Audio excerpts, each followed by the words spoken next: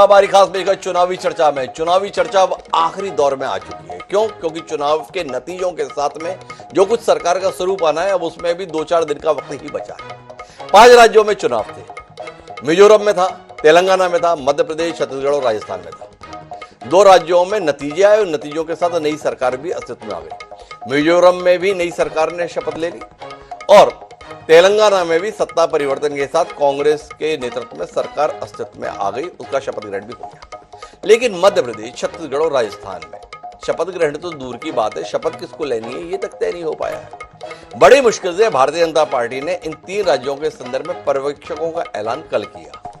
तीनों राज्यों के लिए 3-3 पर्यवेक्षक बनाए गए और 3 पर्यवेक्षकों के अलग अलग दिन बैठक है। कल बैठक है छत्तीसगढ़ और राजस्थान में। मध्य प्रदेश में बैठक सोमवार को होनी है। शपथ कब होनी है इसके संदर्भ में कोई स्पष्टता नहीं है। कल की बैठक में भी क्या होना है इसको लेकर भी स्पष्टता नहीं है। चैनल चला रहे हैं, पोर्टल चला रहे हैं, कुछ अखबार भी छाप रहे हैं कि कल बैठक में नया नेता तय हो जाएगा, पर क्या वाकई नेता तय होगा या रायशुमारी होगी और हाईकमान को अधिकार देने का प्रस्ताव पास होगा? सवाल इस बात का है कि मध्य प्रदेश में भारतीय जनता पार्टी सत्ता में थी और सत्ता में बनी रहेगी, ये जनादेश प्राप्त हुआ है। छत्तीसगढ़ और राजस्थान में नई सरकार अस्तित्व में आई है, बदलाव का जनादेश प्रदेशों की जनता ने दिया है। भाजपा को यह सरकार बनानी है। महत्वपूर्ण पहलू यह है कि 2003 में इन तीनों राज्यों में भारतीय जनता पार्टी ने सरकार बनाई थी और 2003 में 2 नेता ऐसे हैं जो उस समय शपथ ग्रहण किए थे। एक छत्तीसगढ़ में डॉक्टर रमन सिंह और वहीं राजस्थान में वसुंधरा राजे सिंधिया। मध्य प्रदेश में उमा भारती की शपथ हुई थी और बदलते हालातों के साथ 2006 तक आते आते शिवराज सिंह चौहान मुख्यमंत्री के तौर पर दिखाई देने लगे थे। तब से शिवराज है, अर्थात डॉक्टर रमन सिंह, शिवराज सिंह चौहान और वसुंधरा राजे, तीनों का अभी भी दावेदार के तौर पर मौजूदगी है, पर इनको दरकिनार कर नए नेतृत्व की दरकार समझ में आ रही है। तो आज हमें चर्चा में समझना यह है कि इन 3 नेताओं के अंदर ऐसी कौन सी खामियां आ गई हैं, कौन सी कमियां आ गई हैं, कौन सी इनसे चूके हो गई हैं जिसके चलते नए नेतृत्व की बात इतनी ज्यादा सुर्खियों में आ रही है। अलग अलग कारण है, अलग अलग विवेचन की जरूरत है। तो आज हम इसी पर बात करेंगे। हमारे साथ में कोई राजनेता इस चर्चा का हिस्सा बनने के लिए मौजूद नहीं होगा। हमारे साथ में राजनीतिक विश्लेषक और पत्रकार इस चर्चा का हिस्सा बनने के लिए मौजूद है। छत्तीसगढ़ से हमारे साथ में वीरेंद्र पांडे जी हैं। राजनीतिक कार्यकर्ता के तौर पर नहीं बल्कि राजनीतिक विश्लेषक के तौर पर समय समय पर वो हमारे साथ जुड़ते हैं, तो आज भी वो हमारे साथ हैं। हमारे साथ गिरिजा शंकर जी हैं, जाने माने राजनीतिक विश्लेषक हैं, वो हमारे साथ में। कुछ देर में हमारे साथ में श्याम सुंदर शर्मा जी भी होंगे जो राजस्थान से हमारे साथ जुड़ेंगे। चर्चा की शुरुआत हम गिरिजा शंकर जी से करते हैं। और गिरिजा शंकर जी, 3 अलग अलग राज्यों से 3 राजनीतिक विश्लेषक हमारे साथ इस चर्चा में हैं, पर इस बाध्यता के साथ नहीं है कि आपको मध्य प्रदेश से जुड़े हैं तो मध्य प्रदेश के लिए ही बोलना है, आप छत्तीसगढ़ से हैं तो छत्तीसगढ़ के लिए बोलना है, आप राजस्थान से हैं तो राजस्थान के लिए बोलना है। आपका ज्ञान का भंडार पूरे संसार के संदर्भ में रोशनी देने के लिए पर्याप्त है। तो चर्चा की शुरुआत हम गिरिजा जी आपसे करना चाहते हैं और सबसे पहले इस बात को समझना चाहते हैं कि क्या केंद्रीय नेतृत्व अपना वजूद दिखाना चाहता है, इसलिए नए नेतृत्व की चर्चा इस कदर सुर्खियों में है, या जो नाम चर्चा में होने चाहिए थे वो अब इतना चुक गए हैं कि इसके कारण से नए नेतृत्व की दरकार महसूस की जा रही है? जी गिरिजा जी, हमारे साथ श्याम सुंदर शर्मा जी भी जुड़ गए हैं, उनका भी स्वागत है। जी गिरिजा जी, चर्चा की शुरुआत आप। देखिए, 2003 और 2023 में एक लंबा अरसा गुजर गया जी, लगभग 2 दशक का अरसा गुजर गया। यदि किसी पार्टी को अपने को वाइब्रेंट रखना है और समय के साथ उसमें बदलाव लाना है तो 20 साल पीछे वो नहीं जाएगी, वो 23 के आगे जाएगी। और जब आगे जाने की बात होती है तो जाहिर है कि 2003 का नेतृत्व या 2005 का नेतृत्व बदलना किसी भी पार्टी के लिए बहुत उपयोगी हो सकता है, प्रासंगिक हो सकता है, और बीजेपी मुझे लगता है उसी दिशा में आगे बढ़ रही है। 3 राज्यों में आप देखेंगे कि 2 राज्य की चरित्र अलग है, जहां पर बीजेपी ने कांग्रेस को हराकर सत्ता हासिल की है। वहां 2 राज्यों में सरकार बनाना है उसको। एक राज्य ऐसा है मध्य प्रदेश, जहां पर उसकी सत्ता है, उसकी सरकार है, उसके मुख्यमंत्री हैं। अब उस रिजीम को कंटिन्यू करना है या उसमें कोई बदलाव करना है। तीनों के लिए चुनाव के समय आप देखेंगे मापदंड एक ही रखा गया था कि किसी चेहरे पर चुनाव नहीं लड़ा जाएगा राज्य के नेताओं के, ये मोदी के चेहरे पर चुनाव लड़ा जाएगा, कमल छाप पर चुनाव लड़ा जाएगा, सामूहिक नेतृत्व में लड़ा जाएगा। तो जाहिर है कि ऐसे में तीनों राज्यों के लिए राज्य का मुखिया चुनना एक बड़ी चुनौती थी, क्योंकि इसमें पहले से लिखी हुई स्क्रिप्ट नहीं थी। अब स्क्रिप्ट इसके बाद लिखी जा रही है, और जो विलंब हो रहा है उसका विलंब का कारण भी ये कि नई स्क्रिप्ट लिखी जा रही है, और नई स्क्रिप्ट में जब लिखी जाएगी तो जाहिर है उसकी पटकथा भी जो है वो नई होगी, उसके किरदार भी नए होंगे। और मुझे लगता है कि तीनों राज्यों में नए किरदारों के साथ बीजेपी आगे का सफर इन राज्यों में शुरू करना चाहती है। तीनों राज्यों में नए चेहरे के साथ सफर शुरू करना चाहती है, पर क्यों करना चाहती है?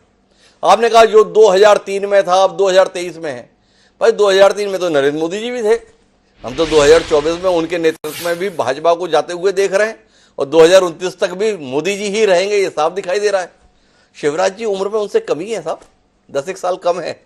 रमन सिंह आसपास हैं, वसुंधरा भी कुछ कमी है। जानना यह है, मध्य प्रदेश के संदर्भ में आपसे बात करता हूं। 163 सीटें जीती हैं भारतीय जनता पार्टी, इसके बावजूद भी बदलाव की आहट नहीं सुनाई दे रही है। बदलाव के ढोल बज रहे हैं, आहट नहीं ढोल। और इसका प्रतिकार करने के लिए शिवराज सिंह चौहान अलग शैली की राजनीति कर रहे हैं। थोड़ा इस पर दृष्टि दीजिए ना। भाजपा का केंद्रीय नेतृत्व का मंतव्य बदलाव के संदर्भ में ढोल बजवा रहा है, और शिवराज सिंह चौहान अपने आप को जननेता साबित करने के लिए घूमना शुरू किए हुए हैं। थोड़ा इस दृश्य के संदर्भ में गिरिजा जी आपसे दृष्टि मिले तो मैं श्याम सुंदर जी के पास जाना चाहूंगा, राजस्थान में जो नगाड़े बज रहे हैं उस पर बात करने के लिए। 2003 की जो लीडरशिप है उसका समापन एक तरह से 2018 में हो चुका था। 2018 में इन तीनों जगहों पर ये जो चेहरे थे जो सरकार को बीजेपी की लीड कर रहे थे, उनकी लीडरशिप में सरकार खो चुकी थी बीजेपी। यानी कि इन लीडर्स की कहानी जो है 2018 में उसमें एक विराम लग चुका था।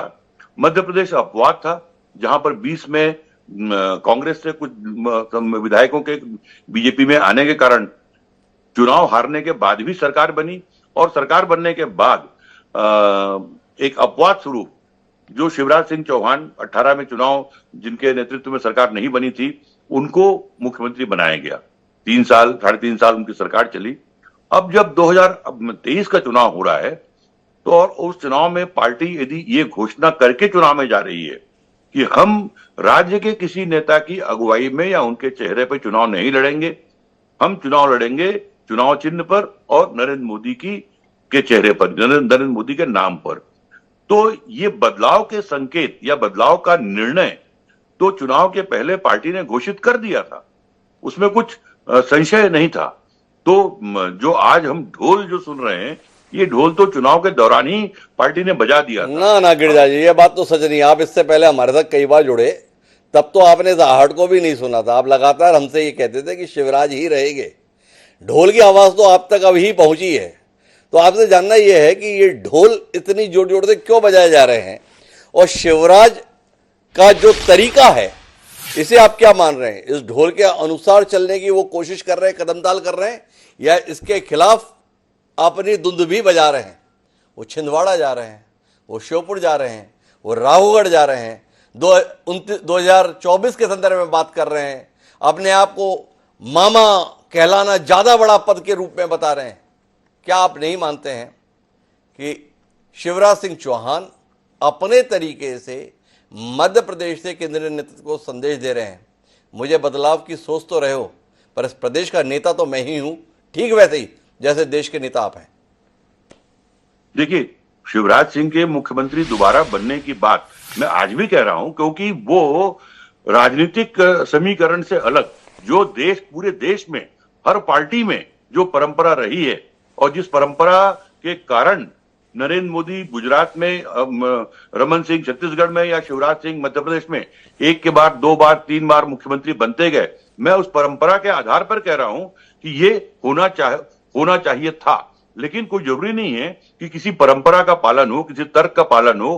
पार्टी अपने अपने लिहाज से ये फैसले करती है, और जो चुनाव के पहले जब ये घोषणा हो गई थी तो इस बात के संकेत तो बहुत साफ थे, लेकिन फिर भी जिस आधार पर यह माना जा रहा था कि चूंकि वो सिटिंग चीफ मिनिस्टर हैं तो उनको एक दोबारा मौका मिल सकता है, एक दो राजस्थान और छत्तीसगढ़ से अलग स्थितियां मध्य प्रदेश में थी।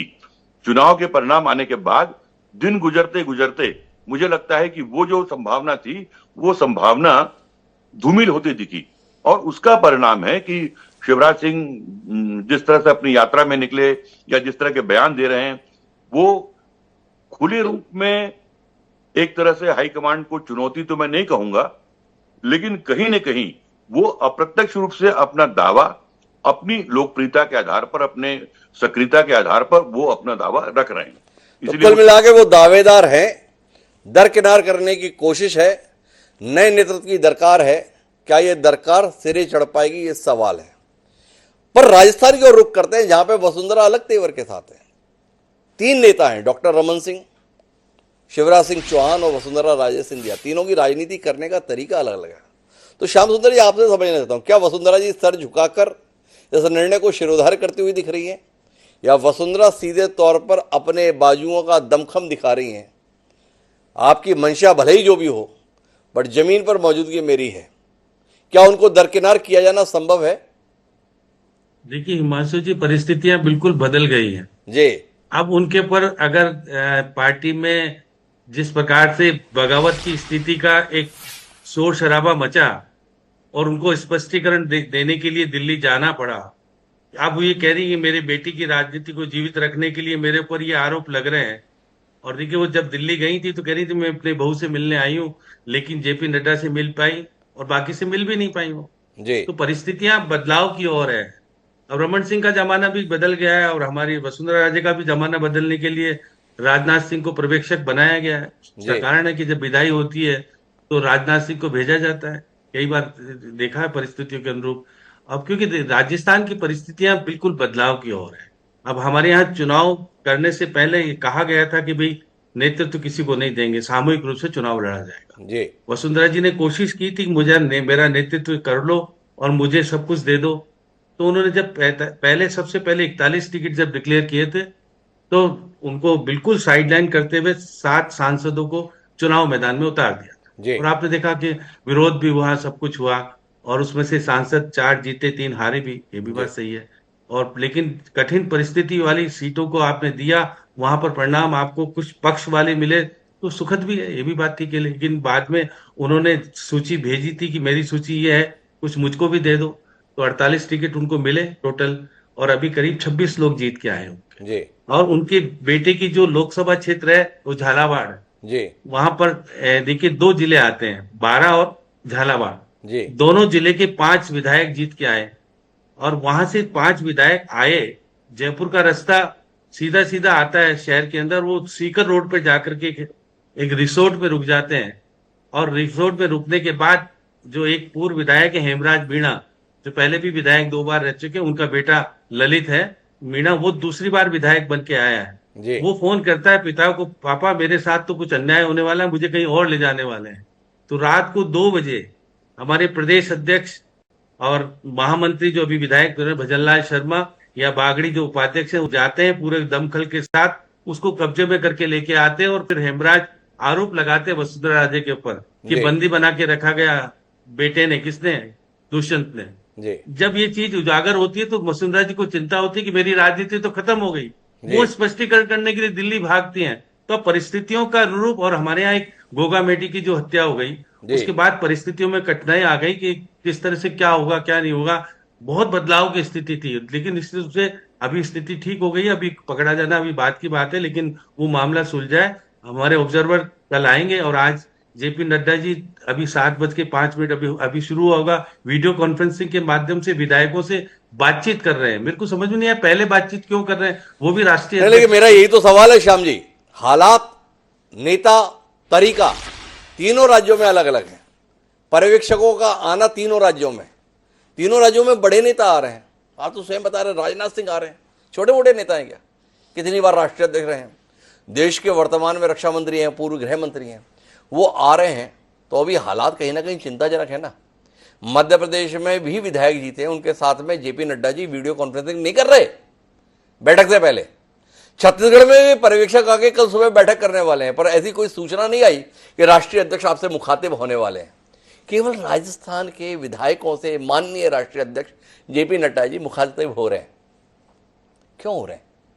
अब देखिए हिमांशु जी, हमारे यहाँ ये हो रहा है, क्या विधायकों में से नेता बनेगा या बाहर से लाया जाएगा, ये हमारे यहाँ एक चर्चा का विषय बना है। और बाहर से लाया जाएगा फिर 1 दर्जन नाम हमारे यहाँ उजागर। लेकिन मैं तो आपसे दूसरी बात समझना चाहता हूं, वसुंधरा जी में खराबी क्या है जिसके चलते वसुंधरा जी की जगह कोई और नेता दरकार हुआ है? थोड़ा इस पर रोशनी दीजिए ना।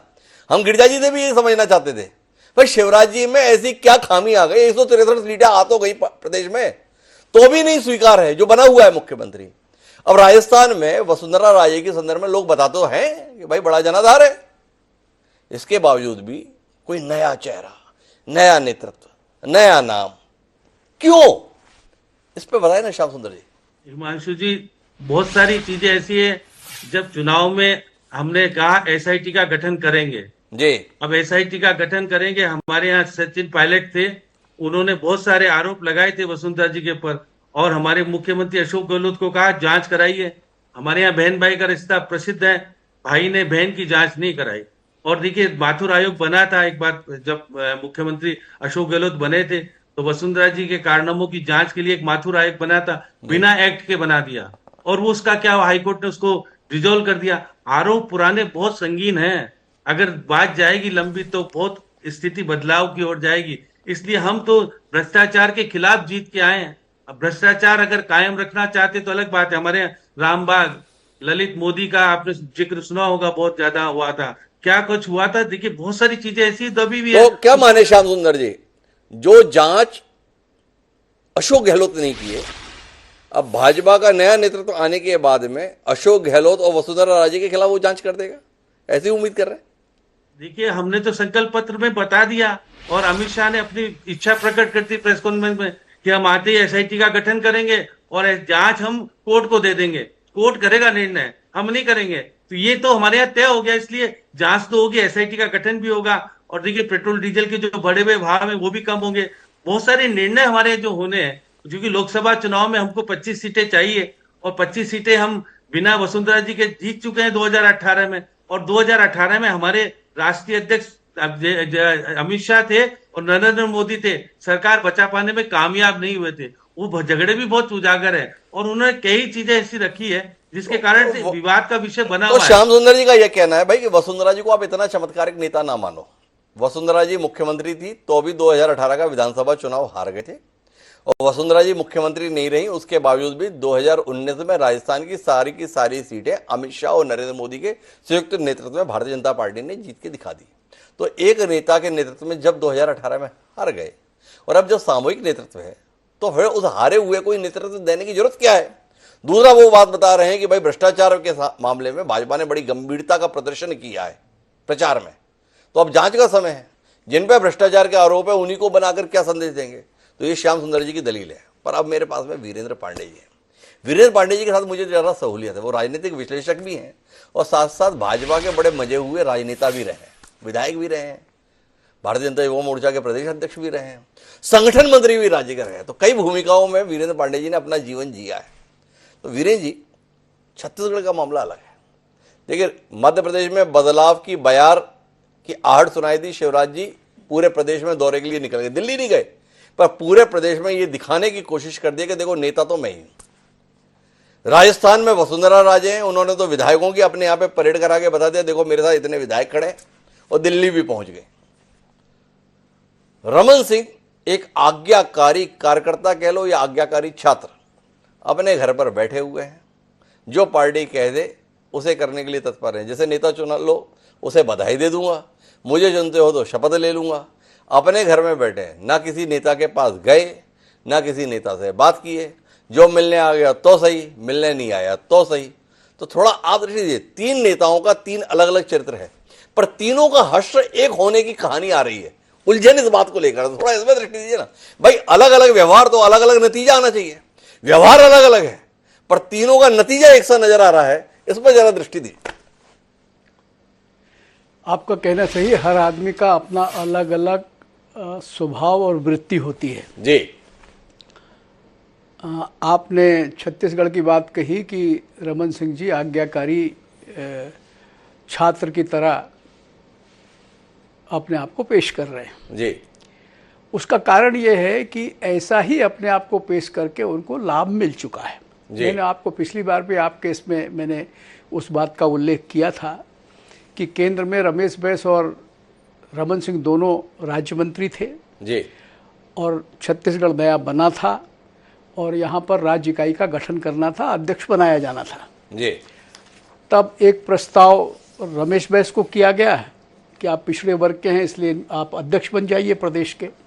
तो उन्होंने कहा कि मैं बनने के लिए तैयार हूं, लेकिन मेरी एक शर्त है कि मैं मंत्री का पद नहीं छोड़ूंगा। तो उनसे कहा गया कि भाई दो में से एक पद ही आपको रखना पड़ेगा, तो उन्होंने इनकार किया फिर। और यही प्रस्ताव जब रमन सिंह के पास किया गया तो रमन सिंह ने कहा कि जैसा हुक्म जी। तो उस हुक्म का उनको लाभ मिला, वो प्रदेश के अध्यक्ष हुए और जब सरकार बनी तो उनको बिना किसी अड़चन के मुख्यमंत्री बना दिया गया। तो वो भूमिका उन्होंने आज भी अपने साथ रख रखी है।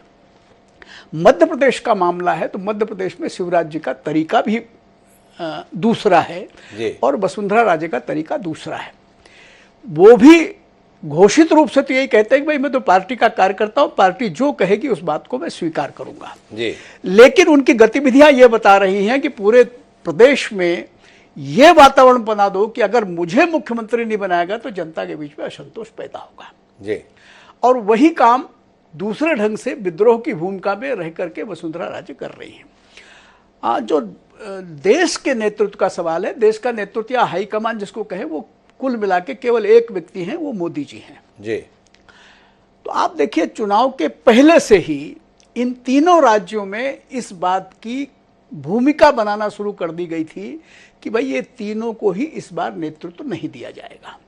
लेकिन आप देखिए तीनों राज्य में जब चुनाव थोड़ा सा गति पर आया तो शायद ये समझ में आया कि अगर इन तीनों की उपेक्षा की जाएगी तो शायद जीत की संभावनाओं में ग्रहण लग सकता है। तो आप देखिए दूसरी सूची के बाद दूसरी और तीसरी सूची में वसुंधरा राजे के कुछ लोगों को स्थान दिया गया जी। चौथी सूची में मध्य प्रदेश की शिवराज जी का नाम आया। लेकिन शिवराज जी की इस बात की तारीफ करनी होगी कि इतना सब होने के बाद भी जो पर्दे पर साफ दिखाई पड़ रहा था कि ना तो इनका नेतृत्व होगा ना इनको मुख्यमंत्री बनाया जाएगा, उसके बाद भी उस आदमी ने परिश्रम में कोई कमी नहीं छोड़ी जी। और मोटा मोटा ये तय था कि अगर सरकार बनने की स्थिति आई तो शिवराज सिंह को स्थान मुख्यमंत्री के रूप में नहीं मिलेगा। लेकिन उसके बाद भी उस व्यक्ति ने 160 सभाएं की और अधिकांश लोगों का मानना यह है कि उस परिश्रम का परिणाम ही इस प्रकार का जनादेश चुनाव का परिणाम आया है। और आप यहां पर छत्तीसगढ़ में देखिए पहले 21 सीटें जो घोषित हुई, उसके बाद जितनी भी सीटें घोषित हुई उसमें अधिकांश वो लोग तो इसका मतलब है कि आला कमान को भी कहीं ना कहीं ये दिखाई पड़ता था, आला कमान मतलब मोदी जी और शाह को ये दिखाई पड़ता था कि अगर इनको हमने किनारे किया तो शायद हम इन राज्यों में जीत के पास नहीं पहुंच पाएंगे। अब दुविधा दूसरी दिखती है मुझे जी। अब दुविधा ये है कि 2024 का चुनाव दुविधा में है जी। अब दो बातें हैं, ये दुविधा ये है कि इनको बनाया जाए कि नहीं बनाया जाए जी। ये दुविधा दो प्रकार की है। आप जानते हैं कोई भी आदमी जो शिखर पर पहुंच जाता है उसको हर उस व्यक्ति से भय लगने लगता है जो कहीं ना कहीं वहां पहुंच सकता है, कोशिश करेगा नहीं करेगा ये अलग बात है, पहुंच सकने की संभावना से ही उसको भय होने लगता है, एक बात।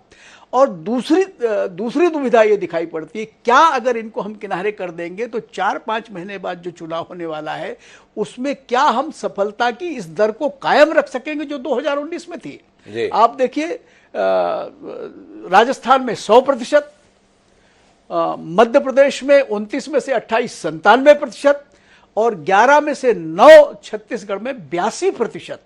ये देखिए सर्वोच्च सफलता की सर्वोच्च दर है ये जी। लेकिन आज की तारीख में जो पूरे देश में हालत है, जैसे दक्षिण में जो हालत है, फिर बिहार में जो हालत है, महाराष्ट्र में जो हालत है, उसमें इस समय इस बात का जोखिम ये नहीं ले सकते कि इस दर में कोई कटौती हो जाए। जी, यही दुविधा है, इस कारण इतना समय लग रहा है।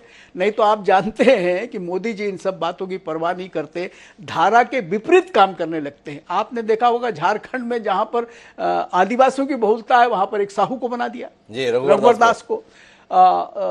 यहाँ पर आप चले जाइए हरियाणा में खत्री को बना दिया, जहां पर जाटों के बीच में, है ना। और उसी प्रकार महाराष्ट्र में चले जाइए आप, जहां मराठा लोगों की बहुमत है, वहां पर आपने ब्राह्मण को, जिसके 3% लोग नहीं होंगे, उनको आपने बना दिया। लेकिन इस समय वो साहस वो जुटा नहीं पा रहे हैं कि क्या इन तीनों को हटा करके किसी नए आदमी को लाएंगे तो ये स्ट्राइक रेट बना रहेगा। तो ये दुविधा मुझे लगता है। तो ये जो दुविधा है, अल्टीमेटली इस दुविधा से तो उभरना है, कब तक टाल सकते हैं? तो कल बैठक है वीरेंद्र जी, क्या देख पा रहे हैं आप? जो नए नेतृत्व की चर्चाएं चल रही हैं, वो माथुर बोल रहे थे आपके पुराने साथी हैं, इस बार चौंका देगा। तो भाई अभी तो माहौल बन गया है कि इन तीनों को मौका नहीं मिलेगा, अगर इन्हें मौका मिल गया तो भी लोग चौंक जाएंगे। तो कुल मिला के आपका उद्देश्य था चौंकाना। देखो हमने इन्हीं को बना दिए, चौंक गए ना आप, ऐसी कोई उम्मीद? मैंने आपको आपके उसमें उस रोज भी कहा था, ये चौंकाने वाला भी काम हो जाएगा और 2024 भी सुरक्षित हो जाएगा, ऐसा उनको लगता है। तो मुझे लगता है ऐसे ही चौंकाएंगे, कोई नए आदमी से नहीं चौंकाएंगे। क्या कहते हैं गिरजा जी, ऐसा चौंकाने के हालात के लिए आप तैयार हैं? हालांकि एक बात ये है जी कि वो क्या करेंगे शायद ईश्वर और वही दोनों जानते हैं, बाकी कोई नहीं जानता। जी गिरजा जी, देखो आप चौंक जाओगे ना। आपने मानस बना लिया कि भाई रमन सिंह नहीं बनेंगे, आपने मानस बना लिया। गिरजा जी जैसा अनुभवी विश्लेषक ने भाई शिवराज जी का मामला मुश्किल हो गया है, और गिरजा जी को यह भी दिखाई दे रहा है कि वसुंधरा जी की अब क्या संभावना है। तो कुल मिलाकर कहा गया था चौंकाने वाले नाम होंगे, अब ये तीनों ही अगर आ गए तो इसमें आप ज्यादा चौंकेंगे गिरजा जी, ये तीनों नहीं होंगे तो आप चौंक जाएंगे? नहीं, मेरे ख्याल से चौंकने जैसी कोई चीज नहीं होगी। इन 4-5 दिनों में जो घटनाक्रम घटित हुए हैं जी, उससे काफी कुछ स्पष्टता आ गई है जी। एक संकेत जो बदलाव के चुनाव के पहले दिया गया, इन चेहरों को चुनाव में सामने न रखने की बात कहते हुए, वो उसके बाद जो चुनाव परिणाम आए, चुनाव परिणाम एक तरह से बीजेपी के लिए अप्रत्याशित ही कहे जाएंगे, चाहे वो मध्य प्रदेश का हो, चाहे छत्तीसगढ़ का हो, चाहे राजस्थान का हो। और चुनाव परिणाम के बाद जो नए नेता के चुनाव के लिए जो विचार मंथन चला और जो कुछ संकेत और जो कुछ घटनाक्रम देखने को मिला, उसमें जिस तरह की व्यग्रता जो देखी जा रही है राजस्थान और 2-3 दिन में मध्य प्रदेश में भी, तो ये बहुत साफ लग रहा है कि ये संकेत कहीं ना कहीं बहुत साफ है कि तीनों जगह पर वो किसी नए चेहरे को तो गिरजा जी मुझे थोड़ा इस उलझन से उबारिए ना भाई। कांग्रेस एक लीजिए राष्ट्रीय नेतृत्व का शिकार है, ऐसा मान्यता है, पर तेलंगाना में सरकार बनने का बहुमत जब आया, फैसला भी हो गया, शपथ भी हो गई, और जिस भारतीय जनता पार्टी का लोहे जैसा मजबूत नेतृत्व है, वो पर्यवेक्षक तय करने में 5 दिन लगा गया, बैठक करने में 3 दिन लगा दे रहा है, और बैठक का नतीजा कब आएगा इसके संदर्भ में भी अभी स्पष्टता नहीं है। तो आपसे जानना यह है, ये नेतृत्व इतना उलझा हुआ है या नेतृत्व इसी तरीके से खेल रहा है, लोगों को एक्सपोज कर रहा है, लोगों की असलियत को सामने लाने की चेष्टा कर रहा है, लोगों के वास्तविक चेहरे को सामने रखने की कोशिश कर रहा है, देखो कौन क्या कर रहा है, सब देख ले और फिर जाके हम तय करके बता रहे हैं हम ये कर रहे हैं। लोगों के चेहरे दिखाने की बात तो मैं नहीं कहूंगा, लेकिन यदि हर राज्य में 6-7-8 सांसदों को, विधायक का चुनाव लड़ाया गया, केंद्रीय मंत्रियों को चुनाव लड़ाया गया, और चुनाव परिणाम आने के 2 दिन के भीतर उनको संसद सदस्य से और मंत्री पद से उनका इस्तीफा करा दिया गया, यानी उनको केवल विधायक बना के रख दिया गया आज की तारीख में, तो जाहिर है कि बीजेपी आलाकमान की जो मंशा है वो बिल्कुल अलग तरह से दिख रही है कि वो नए तरह की राजनीति इन राज्यों में राज्यों के नेताओं के साथ वो करना चाहती है। और इसीलिए मैं कह रहा हूं कि जो मध्य प्रदेश में जो परंपरा पूरे देश में हर पार्टी में रही है, उससे अलग मध्य प्रदेश में हो सकता है, इस बात की संभावना ज्यादा दिख रही है। जो मैं ये मान रहा था कि उस परंपरा के जो अगला चीफ मिनिस्टर होगा, हो सकता है कि उसमें बदलाव हो और तीनों जगह नए लोगों को लाया जाए। अब तो शिवराज जी थोड़ा इसमें दृष्टि दीजिए, शिवराज क्या कर रहे हैं और शिवराज ऐसा क्यों कर रहे हैं? जब भारतीय जनता पार्टी का केंद्रीय नेतृत्व धैर्यपूर्वक निर्णय पर पहुंचने की प्रक्रिया में है, ऐसे में शिवराज छिंदवाड़ा, श्योपुर, राघोगढ़, जनता, बहना, लाडली बहना, मैं मामा, ये सब क्यों कर रहे हैं? क्या देख रहे हैं गिरिजा जी इसके अंतर्गत? और जो कर रहे हैं इससे वो अपना भविष्य स्वर्णिम बना रहे हैं या अपने भविष्य के संदर्भ में सवालिया निशान उठा रहे हैं? इस चुनाव के बाद जो सिनेरियो उभरा है, वो आप देखेंगे कि आजादी के बाद हर राज्यों में राज्य का नेतृत्व और आला कमान के बीच जो रस्साकसी होती रही है, जिसका बहुत बड़ा घटनाक्रम हमने अपने मध्य प्रदेश में ही देखा है। डीपी मिश्रा नेहरू की आलोचना करते हुए विधानसभा के अंदर बयान देते हैं। जो टकराव राज्य की राजनीति नेताओं के बीच और हाईकमांड के बीच जो घमासान हुआ, जिसके चलते डीपी मिश्रा को पार्टी से बाहर जाना पड़ा और बरसों तक पार्टी से बाहर रहना पड़ा उनको। तो ये जो दौर है, एक बार इस रूप में देखिए कि चाहे वसुंधरा का मामला हो, चाहे शिवराज का मामला हो, रमन सिंह थोड़े इसमें अपवाद दिख सकते हैं, लेकिन ये राज्य की राजनीति की और केंद्र की आलाकमान के बीच जो रस्साकसी है, जो ऑटोनॉमी की लड़ाई है, मैं उसको इस रूप में देखता हूं।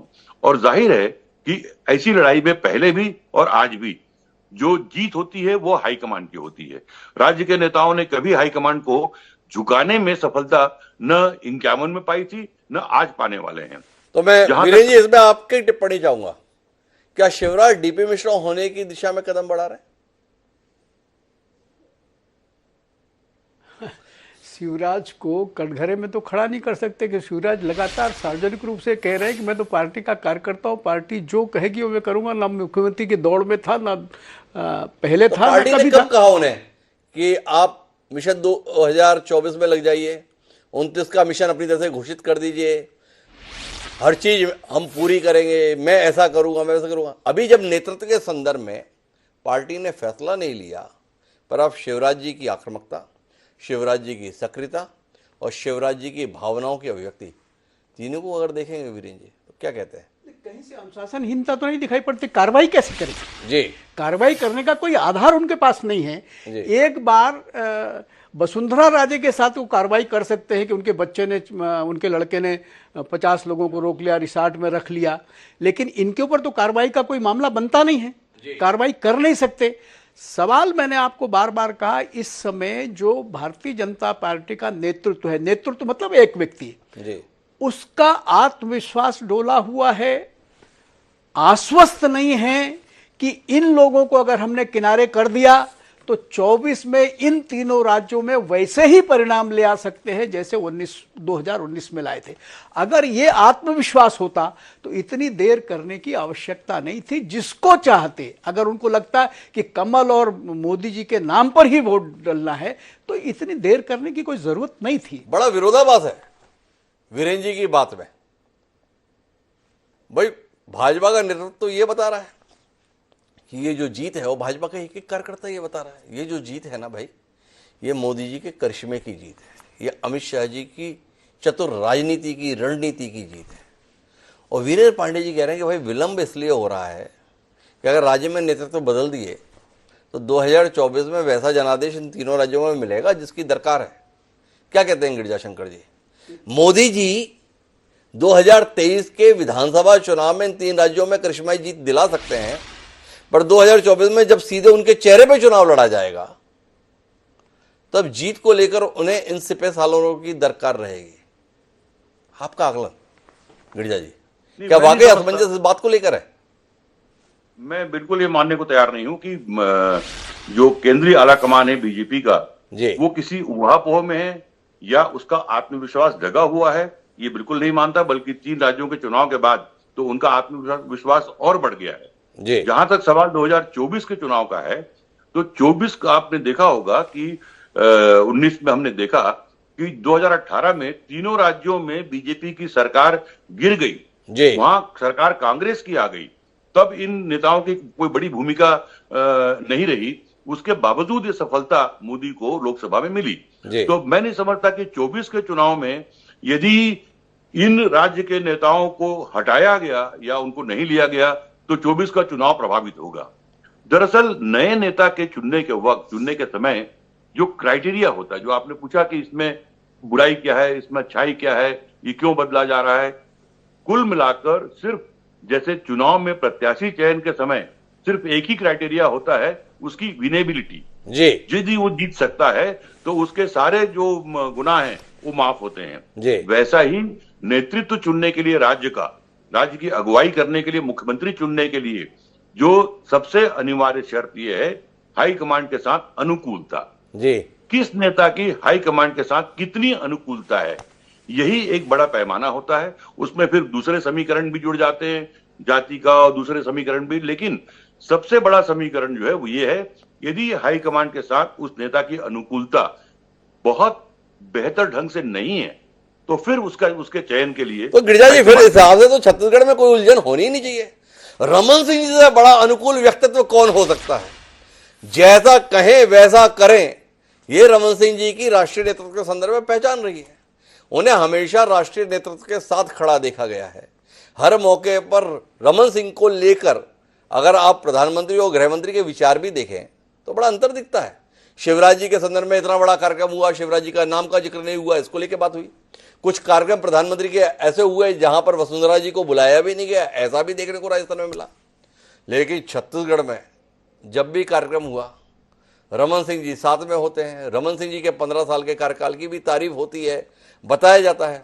तो फिर क्या माने, 2 राज्यों में कहानी अलग, छत्तीसगढ़ में अलग, या तीनों में कहानी एक तरफा? बड़ा उलझन है। अनुकूलता की दृष्टि से अगर बात कहें तो भाई फिर रमन सिंह जी से बेहतर अनुकूल कौन है? रमन सिंह से भी ज्यादा अनुकूल लोग अब उपलब्ध हैं छत्तीसगढ़ में। ये भी देखिए आप कि रमन सिंह अकेले नहीं है। जो अनुकूलता की बात करेंगे तो आज छत्तीसगढ़ में उनसे ज्यादा अनुकूल, ज्यादा डिसिप्लिन और ज्यादा आज्ञाकारी नेता अब उपलब्ध हैं। तो फेरस्त दीजिए गिरिजा जी, इतना ही कह के थोड़ी, ताकि बाकी लोगों की थोड़ी उम्मीदें जगे। गिरिजा जी जैसा कुशल विश्लेषक जरा सूची देगा तो लोगों के यहाँ पे थोड़े भीड़ भाड़ बढ़ जाएगी।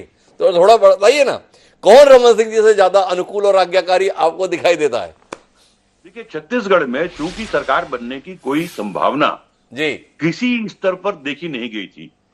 मैं नहीं समझता कि कांग्रेस, बीजेपी के हाईकमान ने को ये यकीन रहा होगा कि नहीं रहा होगा, मैं नहीं कह सकता। लेकिन राज्य के किसी भी बीजेपी के नेता को ये यकीन नहीं था कि वो सरकार बना लेगी इसने बहुमत के साथ। तो जाहिर है ऐसे में कोई चेहरे, कोई दावेदारी या कोई लालसा की कोई गुंजाइश थी नहीं। सरकार चूंकि बन गई तो अब ये नए समीकरण या नई चीजें उभर रही हैं। और आप देखिए छत्तीसगढ़ में, मध्य प्रदेश में, राजस्थान में कौन बनता है नया मुख्यमंत्री वो अलग बात है, लेकिन वैकल्पिक मुख्यमंत्री के रूप में हर राज्य में आधा दर्जन से अधिक नाम चर्चा में, मीडिया। गिरिजा जी आप मुझे बहका दिए। मैंने अपने दर्शकों की जिज्ञासा के लिए इतना ईमानदार सवाल आपसे किया था। आपने इतनी दमदारी से कहा था कि देखो भाई अब रमन सिंह से भी ज्यादा आज्ञाकारी और अनुकूल लोग आ गए हैं। मैंने कहा गिरिजा जी थोड़े नाम बता दीजिए। तो गिरिजा जी ने मुझे बाकी सारी कहानी कह दी पर वो नाम नहीं दिए। गिरिजा जी मैं वापस लौट कर आऊंगा आपके पास, तब तक मैं अगर नाम आ जाए आपके पास में तो बताइएगा जरूर। पर श्याम सुंदर शर्मा जी मेरे साथ फोन लाइन पर जुड़े हुए हैं। तो श्याम सुंदर जी आपसे जानना चाहता हूँ, गिरिजा जी ने बात बहुत पते की कही है। राष्ट्रीय नेतृत्व को वो व्यक्ति चाहिए नेतृत्व करने के लिए जो आज्ञाकारी हो, जो उसके अनुसार चलने के लिए तत्पर हो, अनुकूलता हो। ऐसे मापदंडों पर वो कौन से नाम हैं जो आपको क्रम में 1, 2, 3 दिखाई दे रहे हैं? देखिए हिमांशु जी, छत्तीसगढ़ का निर्णय भी राजस्थान जो होम मार्केट हमारे राजस्थान की रहेगा, वहाँ पर ये बात मान के चलेगा जी। मध्य प्रदेश में तो बहुत अच्छी जीत के आए नेता। तो अब आप बार बार कर रहे क्योंकि केवल शिवराज सिंह ही क्यों अब सीटों पर दौरा करने गए, अब तो अभी नए नेता का चुनाव रहा, थोड़ा रुक जाइए, सब बना दिए, आप बना दिए, आप जाना, नया बने तो नया जाएगा। तो वहाँ विजय वर्गीय जी कहा है लाडो योजना से कुछ नहीं हुआ। अब बहुत सारी चीजें वहाँ अलग तरीके, राजस्थान में फिर बता रहा हूँ कि राजस्थान में यदि विधायकों में से बनाया जाएगा तो हम 5 घराने जीत के आए हैं जी। जयपुर घराना है, बीकानेर घराना है, कोटा घराना है, उदयपुर घराना है, धौलपुर घराना। अब धौलपुर घराने की तो पुरानी बात होगी, इसलिए उनको बनाएंगे नहीं। वसुंधरा राजे धौलपुर घराने से आती है हमारे, उनको तो जिस तरह की विवाद हो गया और 70 साल से कम का बनाया जाएगा, इसलिए उनका नाम साइड लाइन में चला गया। मेरे को लगता नहीं कि उनको बनाया जाएगा। लेकिन हमारे फिर वही आती है कि जयपुर की पूर्व राजकुमारी जीत के आई है, क्या उनको बनाया जा सकता है? अभी चर्चा करते बना हुआ है कि यदि ऐसा होगा, अगर वहां पर आपकी छत्तीसगढ़ में रेणुका सिंह को बनाया गया तो फिर हमारे यहाँ महिला नहीं बनेगी तो और बनेगा। लेकिन फिर अगर विधायकों से अलावा बनाया जाएगा तो अश्विनी वैष्णव का नाम तैर रहा है, थोड़ी से सीपी जोशी का नाम तैर रहा है कि ओबीसी का बनाना है। तो फिर हमारे अश्विनी वैष्णव जो जोधपुर से आते हैं, जोधपुर के रहने वाले, वैसे उड़ीसा कैडर से IAS हैं और आज रेल मंत्री हैं। लेकिन हमारे यहाँ सुनील बंसल का नाम भी तेजी से आता है कई बार। कई नाम चर्चाओं में श्याम सुंदर जी ये बात मुझे कह रहे हैं, लेकिन मैं वापस लौटकर आता हूं वीरेंद्र पांडे जी। कुल मिला के भारतीय जनता पार्टी नए नामों के साथ में संदेश क्या देगी, इसे समझने की कोशिश कर रहे हैं। भाई अगर वाकई ये पुराने चेहरे दरकिनार हो गए तो 2 सवाल उठ के आते हैं। एक कि नए नामों से क्या बदल जाएगा, एक, और इन पुराने चेहरों का क्या होगा, ये दफन हो जाएंगे या किसी नई भूमिका में दिखेंगे? नई भूमिका में तो दिखने का सवाल ये नहीं दिखता कि अगर नई भूमिका में होता तो उनको चुनाव ही नहीं लड़ाते, लोकसभा का चुनाव लड़ाते, वहाँ एक नई भूमिका हो जाती, या संगठन में कोई भूमिका देने की बात होती। लेकिन वो भी मुझे दिखाई नहीं पड़ता है कि ऐसा होगा जी। और अगर जाति समीकरण बनाना हो तो सभी जगह के जाति समीकरण सब जगह सबको मालूम है, कोई नए सिरे से उस पर विचार करने की जरूरत नहीं है जी। इतनी देर जो लग रही है उसके पीछे केवल 2024 का चुनाव मुझे दिखाई पड़ता और कुछ नहीं दिखाई पड़ता। नहीं तो इस समय इनका आला कमान इतना ज्यादा शक्तिशाली है कि उसके खिलाफ खड़ा होने की किसी की हिम्मत नहीं है। जो अभी आप श्याम सुंदर जी जो बात कह रहे थे जी कि उनको वसुंधरा राजे को दिल्ली ये बताने के लिए जाना पड़ा कि मैं कोई गड़बड़ नहीं कर रही हूँ जी, ये बताने के लिए नहीं कही कि मुझे बनाओ आप, केवल ये बताने के लिए मैं कोई गड़बड़ नहीं कर रही हूँ। लेकिन सब लोग जानते हैं कि ऊपर खाने आदमी कुछ भी बोल रहा है लेकिन अंदर से कोई दूसरी बात चल रही है, ये बात कहीं नुकसान न पहुंचा दे। मैंने आपको बताया चुनाव के समय भी, चुनाव के पहले, चुनाव की घोषणा के पहले, चुनाव के दरमियान ये बात जब समझ में आई कि अगर इनकी हमने उपेक्षा की, देखिए मध्य प्रदेश में भी शुरुआत में 7 लोगों को आगे सामने कर दिया ये बताने के लिए 7 में से कोई भी मुख्यमंत्री बन सकता है, इसलिए कोई ये ना माने। और दूसरा एंटी इनकम्बेंसी को दूर करने के लिए कि भाई 7 जगह 7 अलग अलग लोग आएंगे, तो ये संदेश देने के लिए भाई शिवराज सिंह के खिलाफ अगर सत्ता विरोधी रुझान का मामला है तो ये दूसरे लोग हैं जो इनको हम बना सकते हैं। और दूसरी बात ये थी कि ये 8 विधानसभाओं के ये सांसद हैं कि 8 विधानसभा मिलकर के एक सांसद बनता है, तो इनके प्रभाव से 8 विधानसभा में हमको जीत की संभावना बढ़ती है। तो ये 2 बातें उसमें रखी गई थी। लेकिन जब बीच में ये समझ में आया, शुरुआत में तो मैंने बताया ना 3 सूची तक शिवराज सिंह का नाम कहीं ना था, 4थी सूची में नाम आया जो आदमी मुख्यमंत्री है, 18 साल से मुख्यमंत्री है, उसका आप नाम पहली सूची में नहीं दे रहे, मतलब आप संदेश दे रहे हैं कि इसको हम नहीं बनाने वाले हैं जी। लेकिन आज ये दुविधा तुम्हारे आपके सामने क्यों खड़ी हो गई भाई? इसका मतलब ये है कि ये जो उनकी सक्रियता और वहां पर थोड़ा सा विरोधी तेवर दिखाना और यहाँ या आज्ञाकारिता दिखाना, ये तीनों बातों में लगता है कि अगर इनको हमने दरकिनार कर दिया तो कहीं ऐसा ना हो कि स्ट्राइक रेट जो 2019 का है उसमें कहीं कमी आ जाए। और जो ये बात हुई ना कि ये चुनाव जो है उनके चेहरे पर जीता गया, तो ये अगर चेहरे पर जीता गया चुनाव तो फिर तो कोई दुविधा नहीं होनी चाहिए। आपको याद रखना चाहिए 2019 में अगर पुलवामा नहीं होता तो ये स्थिति नहीं आती। अब ये तो बहुत अगर की तो अलग बात है। कुल मिला के जनादेश जो आया वो मायने रखता है, लेकिन उसके पीछे कारण तो। पर मैं गिरजा जी अब आखिरी दौर की बातचीत के लिए आपके पास रुक करता हूं। 3 अलग अलग तरीकों के शीर्ष नेता 3 राज्यों में मौजूद है, तो भी समव्यवहार के ही पात्र होंगे, या जो तौर तरीका है नरेंद्र मोदी का, जो तौर तरीका है अमित शाह का, एक सामान्य जनधारणा बन गई कि तीनों की जगह पर 3 नए चेहरे। यह आपको लगता है व्यवहार के आधार पर नतीजे बदल जाएंगे? इन 5 दिन में 3 नेताओं ने 3 अलग अलग किस्म का आचरण सार्वजनिक जीवन में किया है। क्या इसके आधार पर नतीजे में कोई बदलाव की उम्मीद आप देखते हैं? देखिए, तीनों नेता को एक ही स्तर पर नहीं रखा जा सकता जी।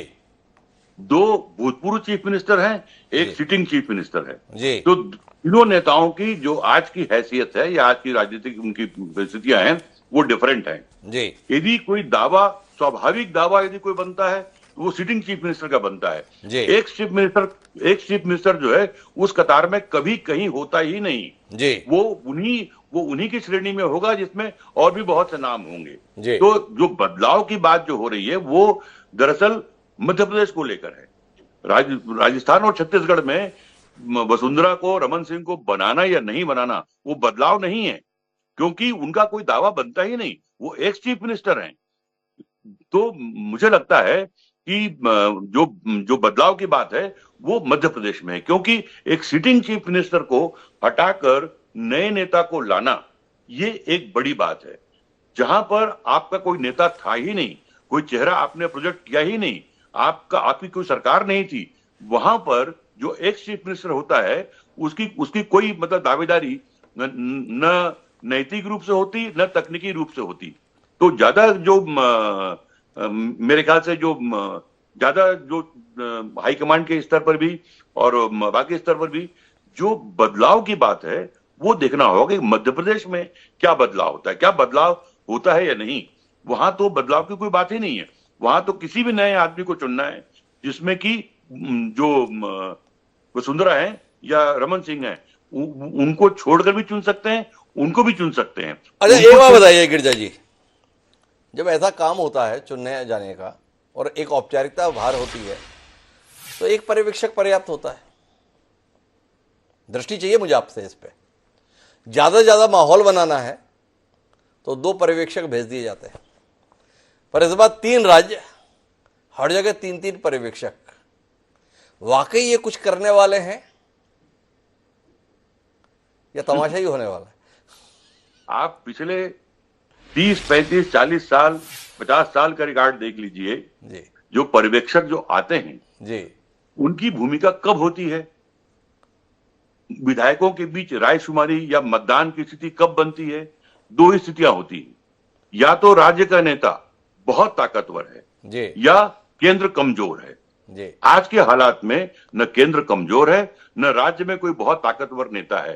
तो ये जो पर्यवेक्षक हैं, 2 या 3 पर्यवेक्षक आना कांग्रेस और बीजेपी दोनों समय ये होता रहा है। ये सिर्फ एक औपचारिकता है, नाम सारे तय कर लिए गए हैं। जो पर्यवेक्षक आएंगे जैसा कि पिछले चुनाव में होता रहा है कि वो थोड़ी बहुत गपशप करेंगे, उसके बाद जो एक नाम कोई प्रस्ताव करेगा, कोई उसका समर्थन करेगा और सर्वसम्मति से वो निर्णय 5 मिनट। गिरजा जी, आप उम्मीद करते हैं कि कल जो बैठक हो रही है छत्तीसगढ़ में, कल जो बैठक हो रही है राजस्थान में, उस बैठक के समापन के साथ में चेहरा सामने आ जाएगा, या आपका आकलन ये कहता है, और मैं इस विचार के साथ खड़ा होना चाहता हूं कि कल बैठक तो होगी पर नाम जो है परसों मध्य प्रदेश की बैठक हो जाने के बाद सामने आएंगे? किस आकलन के साथ में? जो कुछ चल रहा है भाजपा में अभी, जिस तरीके से तीनों राज्यों को हैंडल किया जा रहा है, तारीख अलग अलग है बैठक के संदर्भ में, भाई ऐसा क्या है? पर्यवेक्षक अलग अलग थे, राज्य अलग अलग थे, बैठक के दिन अलग अलग हो गए। क्या कहते हैं गिरजा जी, ये सामान्य है या वाकई इसके पीछे भी कोई दृष्टि है? तारीख अलग अलग होना सामान्य नहीं है। सामान्य तौर पर चाहे जितने भी राज्यों में हो, बैठक एक साथ होती है, नाम एक साथ तय होते हैं और शपथ ग्रहण भी एक ही दिन होता है जी। ये परंपरा रही है। ये दिन अलग अलग क्यों रखे हैं मुझे नहीं मालूम, लेकिन ये नहीं होने वाला है जो आमतौर पर होता था कि विधायक दल की बैठक में एक लाइन का प्रस्ताव पारित हो जाए कि हमें सारा अधिकार हाईकमांड को देते हैं और हाईकमांड फिर अगले बाद में अपनी मर्जी से दिल्ली में घोषित करे। वो सारी प्रक्रिया हो चुकी है। जो इतना विलंब हुआ है वो नाम तय करने की प्रक्रिया में हुआ है और अब सिर्फ ये खानापूर्ति होनी है कि विधायक दल के बैठक में जो पर्यवेक्षक आएंगे वो नाम की घोषणा करेंगे और उस पर सर्वसम्मति की मुहर लग जाएगी। तो गिरजा जी, इस विचार के साथ में कि कल राजस्थान और छत्तीसगढ़ में नेतृत्व को लेकर चेहरा सामने आ जाएगा। वीरेंद्र पांडे जी, आपका आकलन। पर्यवेक्षक में एक विशेषता आपने देखी है जी, तीनों जगह के पर्यवेक्षक में आदिवासी, तीनों में एक एक आदमी आदिवासी है जी। ये खास बात है पर्यवेक्षक में। अरे भाई, पहले नहीं मोदी जी और अमित शाह जी जो भी कुछ करते हैं वो केवल करते ही नहीं करते, साथ साथ कई संदेश छिपे हुए होते हैं।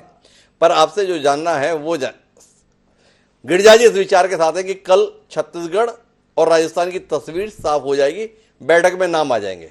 वीरेंद्र पांडे जी क्या कहते हैं, कल नाम आएंगे या परसों मध्य प्रदेश की बैठक के बाद नाम आएंगे? मुझे लगता है कि बैठक के साथ साथ नाम आ जाना चाहिए, क्योंकि नाम तो तय हो गए हैं। आपकी मोदी जी से बात हो गई? आपकी मोदी जी से बात हो गई? मेरी मोदी से बात नहीं हुई है, लेकिन ये जो पर्यवेक्षक भेजने वाला जो मामला है ना, ये केवल हम लोकतांत्रिक हैं, ये दिखावा है जी। इनसे रायशुमारी से कुछ तय होने वाला नहीं है। नहीं, मेरा अभी देखिए भाई, मैं तो बड़ी संजीदगी से बात करता हूं। मेरा वीरेंद्र पांडे जी जैसे अनुभवी पूर्व भाजपाई से ये सवाल है कि उन्होंने इस कार्यक्रम में जिम्मेदारी के साथ ये कहा कि नाम तय हो गए, तो मैंने केवल और केवल वीरेंद्र पांडे जी से ये जानना चाहा, भाई आपके पास में ये जानकारी कहां से आई कि नाम तय हो गए? नहीं, वो तो सामान्यतः लगातार जिन चीजों को अरे अब भाजपा में सामान्यतः कहां होता है वीरेंद्र भाई? जो चीज हम देख रहे हैं पिछले 10 सालों से, उसमें इस रायशुमारी से कुछ तय होगा ये अरे नहीं तो मैं थोड़ा और पूछ लेता हूँ गिरिजा जी, क्या आप मानते हैं कि जो पर्यवेक्षक आएंगे उनकी जेब में लिफाफा होगा कि इस नाम का ऐलान करना है, या बैठक होने के बाद उन्हें पता चलेगा कि हमें इस नाम का ऐलान करना है? मुझे लगता है बैठक होने के बाद नाम की जानकारी होगी। आप 2003 के बाद देखिए, ये हर चुनाव के बाद और बीच में जब मुख्यमंत्री बदले गए तब भी जितने बार बैठक दल की हुई, उसमें सिर्फ यही हुआ कि जो पर्यवेक्षक आए थे, बैठक बहुत थोड़ी बातचीत के बाद नाम का प्रस्ताव किया गया, समर्थन किया गया और सर्वसम्मति से पारित किया गया। तो पर्यवेक्षक जो आएंगे, हो सकता है कि वो अपना नाम लेकर आए, या हो सकता है कि बैठक के खत्म होने के बाद उनको नाम दिया जाए और बैठक के आखिरी दौर में वो नाम का प्रस्ताव किया जाए, नाम का प्रस्ताव दिया जाए। देखिए, अतीत में ये पता चलता है कि जब पोखरण का विस्फोट हुआ था तो लोग चौंक गए थे, ये भारत ने क्या कर दिया। उसको याद किया था मध्य प्रदेश के तत्कालीन भाजपा प्रदेश अध्यक्ष प्रभाष झा जी ने। जब प्रभाष झा जी को अचानक हटा दिया गया और नंद कुमार चौहान नए प्रदेश अध्यक्ष बन गए, तो जब उनका समारोह हुआ तो उसमें प्रभाष झा जी ने यह कहा था कि जैसे पोखरण के विस्फोट को गोपनीय रखा गया था, वैसे मेरे स्थान पर दूसरे व्यक्ति लाने को गोपनीय रखा गया। पिछले 5 दिन से देश भर का मीडिया और भारतीय जनता पार्टी के तमाम राजनेता जो स्वयं मुख्यमंत्री बनना चाहते हैं, या जो मुख्यमंत्री हैं, या जो मुख्यमंत्री कौन बनेगा इसमें दिलचस्पी रखते हैं, सारा जोर लगा लिए हैं। पर पोखरण के विस्फोट की तरीके से यह अभी तक गोपनीय बना हुआ है कि भाई मुख्यमंत्री कौन हो रहा है। भाजपा की इस सफलता की भी सराहना करनी चाहिए। पर क्या कल विस्फोट हो जाएगा और छत्तीसगढ़ और राजस्थान में चेहरा दिख जाएगा, या यह गोपनीयता बनी रहेगी और तीनों राज्यों में बैठक होने के बाद में चेहरा सामने आएगा? सवाल है। पर वो चेहरा पुरानों की स्वीकारता के रूप में होगा या नए नेतृत्व के रूप में, ये जानने में हमारी दिलचस्पी बनी रहेगी। आप तीनों मेहमानों का बहुत बहुत धन्यवाद हमारे साथ इस चर्चा का हिस्सा बनने के लिए। आज के इस कार्यक्रम में इतना ही। कल फिर मिलेंगे नए विषय के साथ। अगर चेहरा घोषित हो गया तो उस विषय के साथ, नहीं तो किसी और विषय के साथ। बहरहाल अब मुझे दीजिए याद, प्रणाम।